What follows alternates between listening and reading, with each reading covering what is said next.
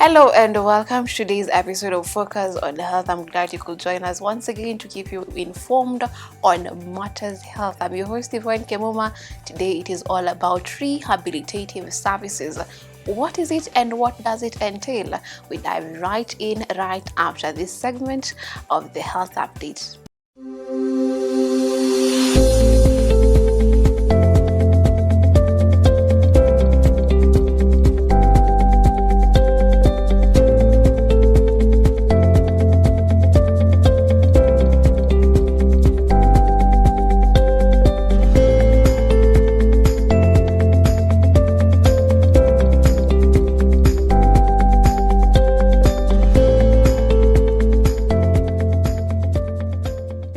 I am Elizabeth Mwikali, the head of Rehabilitative Services for Kenyatta University Teaching, Referral and Research Hospital. Now let's begin by understanding what rehabilitative services are and what does that entail.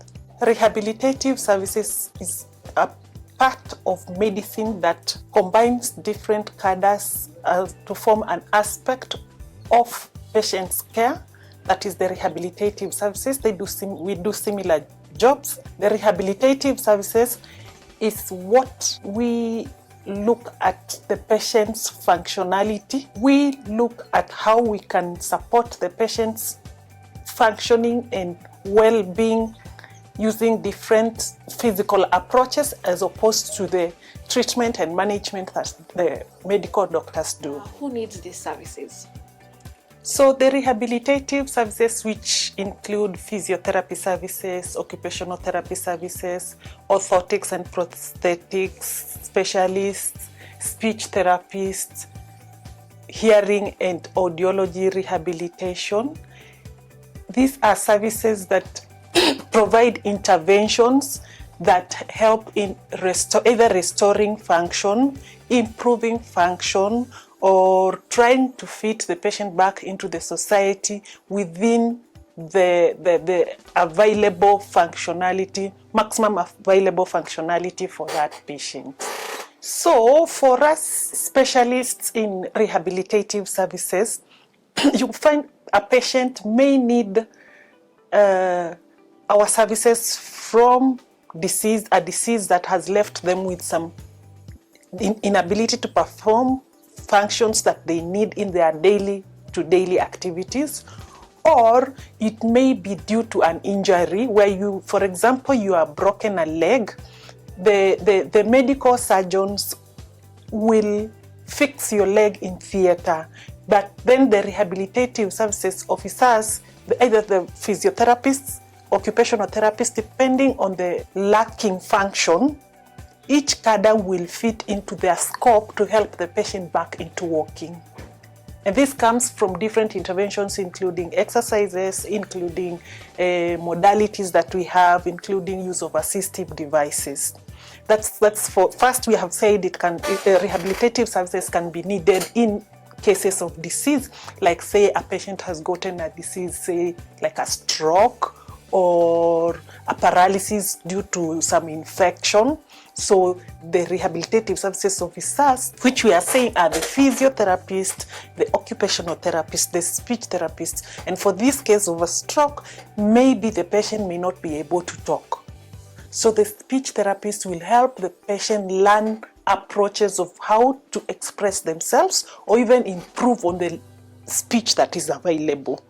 The physiotherapist will help work on the patient's strength, so that the occupational therapist will pick up the patient from the level of where the strength is and fit them back into their occupation. If they cannot fit back into their occupation, they will fit them back into a new type of living or job vocation, so to speak. Now, who provides these services? The rehabilitative services in the country over the last 10 years have seen a great improvement in that as we speak, I can confidently say that there are enough, or not really enough, most level 6 hospitals are equipped with at least if not 100% in terms of composition, they at least have a physiotherapist team, an occupational therapist team, prosthetics orthotics team,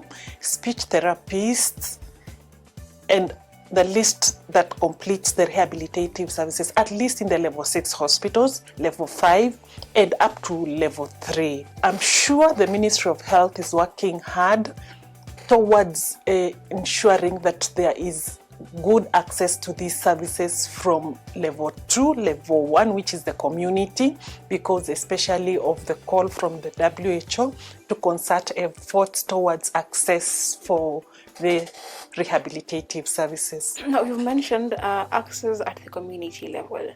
Perhaps in as much as there's ongoing efforts, how would you gauge the current situation amongst the communities? Because of the presence of the faith-based organization and the private clinics and some NGOs, there are some counties where you can find access of these services. We have seen people, NGOs, partnering with big hospitals, with other professionals to bring the service to the community. We have seen medical camps to improve on access of assistive devices for hearing, for vision, for walking, for wheelchairs. So this, I would say, is a great milestone for the country, but I would wish it could be better. And I know it can be better, especially with the strengthening of workforce and placement of the rehabilitative services staff, the physiotherapist, the occupational therapist, the prosthetics, orthotics to the level 2, level 1, so that the services are there getting to the mwananchi. Let's talk about a little bit about now accessibility in terms of finances. In your experience, is insurance able to cover the social health insurance?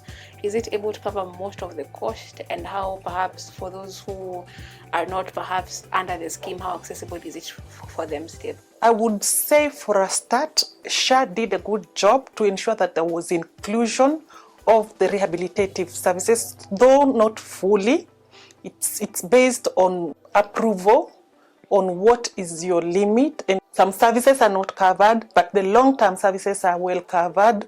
The ones that could lead to poor functioning, not really well covered, but we are somewhere, and I am aware of talks that are ongoing for improving the existing framework for coverage of rehabilitative services in Kenya under the SHA. Where do we see the need for assistive devices? There are 7 types of disability. Assistive devices are any type of a device that's classified under the WHO list of essential assistive device that will help improve the patient's functioning. So there are assistive devices to support physical disabilities. There are assistive devices to support. For physical disability, I can mention a few. Wheelchair is an assistive device. A walking frame is an assistive device. Crutches, elbow crutches, axillary crutches, anything that will help someone who has a functional disability to move from one point to the other is an assistive device. We have assistive devices to help people who have limited or no hearing or hearing loss, to hearing aids, glasses, contact lenses to assist the patient to get a better vision, white canes to assist patients who have no vision to walk on their own. There are many lists of assistive devices, and they're so important because these are the tools that patients who have either permanent disability or have an ongoing disease that is limiting their function, and they need to be augmented by use of an assistive device. We support that by now providing the assistive devices. We prescribe and we fit the patients. So our role as rehabilitative services, we know what size of a wheelchair will be ideal for which patient, what size of for example, elbow crutch will be ideal for you without giving you back pain and will make you functional that you can go back to your office. You can be productive, you can be included in the healthcare of the community. is insurance now able to cover most of these assistive devices? This is based on scheme, what type of a cover you have. For most insurances, they do cover, I'm glad. Some you may need pre-authorization, but again, as I'm saying, it all depends on the type of health scheme that the patient has. Perhaps there's a gap of now rehabilitation officers in the country. How does this shortage affect patients? I'll give a good example of a surgical case where a patient is taken to theater to, say, do an abdominal surgery.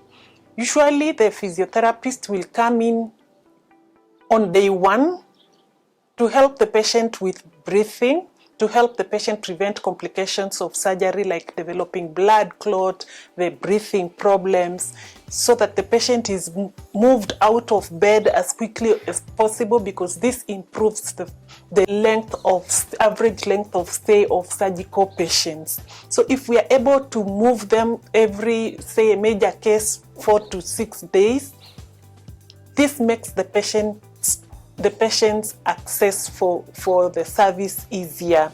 If there is only one physiotherapist against so many cases, they can only see as much. So by lack of access, we are lengthening the average length of stay, congesting our hospitals. In terms of finances, if the patient is able to access these specialists within where they are, less cost, of course, is involved. If they have to travel miles to go to access to a level 3, the level 3 is already congested, then it also affects the financing bit of it. It becomes more expensive for the patient and for the country's economy. Again, when we have less of these specialists, you find that risks of patients getting complications from diseases we are generating literally, like disabilities related, could be averted, because if we are able to promptly get it to a case and we work on it, it becomes very easy to get better outcomes of management. And with that, we take a short breather on the episode, and then we'll be back with more. So here is the Did You Know segment to keep you company.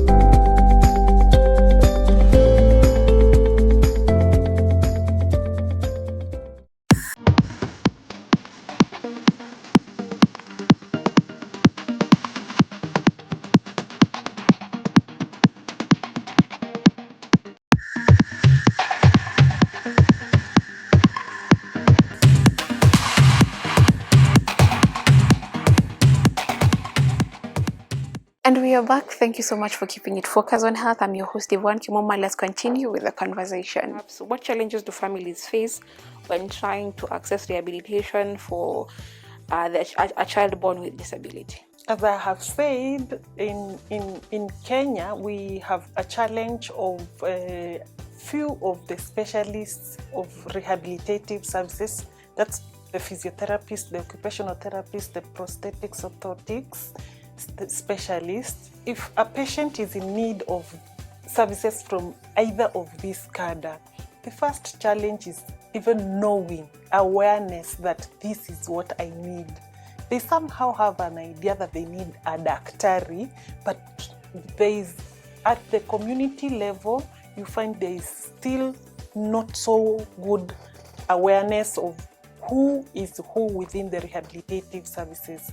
Then once they have the right diagnosis, there's still the challenge of getting to reach to where they are available.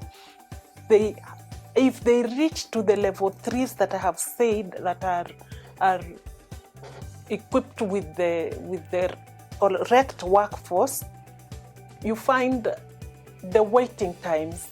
You have an acute back pain. You go into a level 6 and you're being told to come 6 weeks from today, that's the next available booking because of the shortage of that particular cadre. The other thing is the cost of the service.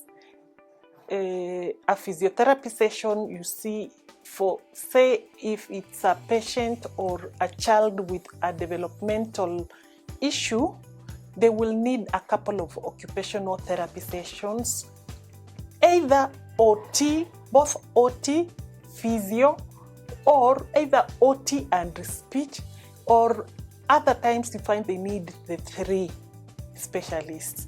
So this becomes heavy financially for the family because it's a repeat. This is something that you can do for over 6 months for you to start seeing results, because these are coping mechanisms that the kid needs to be taught, or the patient needs to be taken through exercise programs to either fit them back into their profession or to train them into new ways of living that they were not able to develop by their own. Okay. Yeah. Now, perhaps in the case that a child needs these services and they're not able to access it in good time, what are the repercussions? We get patients at level 6 hospitals. There is promptness of service for example, we are talking about developmental issues for children that are born with congenital malformations, congenital diseases, congenital issues that affect their functioning. If there is delayed diagnosis, then definitely there is delayed outcomes of the whatever presentation the child has. And for that, for a fact, for example, let's pick a case of say cerebral palsy, mild cerebral palsy, or moderate cerebral palsy. Cerebral palsy to the layperson is where a baby is born and the brain lacks oxygen, so some parts of the brain will not function optimally. But with rehabilitative services, there are approaches that can be used to help support the baby, to help rehabilitate the baby into functioning independently if possible, if not minimally dependent. So the aim is to make the baby feel included in the society, to make the baby be able to function on their own and essentially free this person who is a caretaker, who is a dependent for the patient, so that this freed person can go and fit in the society and be productive and enjoy the community services. Same as the patient, to be as independent as possible and be able to function within the best that can be achieved out of that medical issue. Okay, you've mentioned the term habilitation. Perhaps you can expound what is habilitation and what is rehabilitation? Oh yeah, the habilitation, in simple terms, habilitation, it comes in for cases, mostly for developmental cases, for cases that there is an issue that has never been learned before, and you need to train the kid to be able to do it. For example, the kid that has never learned to walk is 4 years old. You want to habilitate them to be able to walk independently without being supported by anyone, to free them. Rehabilitation is like when we were starting, I mentioned that rehabilitative services takes care of disease, injury. Either the patient has been a disease, injury, degenerative due to age also. We see a lot of the aged population. So out of the 3, a disease, an injury, or age can lead you into a situation where you're using a wheelchair, but you could walk before. So we will strengthen your muscles, we will do exercises to your joints, we will give you assistive devices, and we will teach you back how to walk. Maybe you were writing, you knew how to write very well, you got a stroke, you cannot, your arm cannot function well. Then the rehabilitative services team will work together. The strengthening team will strengthen. The one for fine motor, which is most importantly lost in stroke, will work on it. That's the occupational therapist. And if they find that they need special assistive devices to help you write with that hand within the limitations of where it has gotten due to disease, they are the experts in that. Do you think there's any stigma associated with people who perhaps lose their abilities at some point, or people who are born with neurodevelopmental disorders? Yes, because of our cultural differences, cultural beliefs, ethnic beliefs. We have seen a lot of patients going through mental issues because of trauma. We have seen even within our systems stigma within our offices, and that's why you have seen the government of Kenya has passed a bill that supports disability to try and work against the stigma, to try and have them included in the ecosystem. We are calling out on families that feel that they are left out. They feel that they have an issue that needs to be attended by rehabilitative services. You have a patient who needs these services. We do not wish our stroke patients to be seen by masseurs. There are scientifically proved approaches in rehabilitative services specialists. What we do is scientific, not for fun. It's not luxury. This is a treatment approach that will help our people. Let's work together to have every functionally challenged person supported, and let's have everyone included in healthcare. Thank you. And with that, we'll call it a wrap here on the episode. I trust you have been well informed. For now, I will bid you farewell. Until next time, same place. Here's the Healthy You segment. Until next time.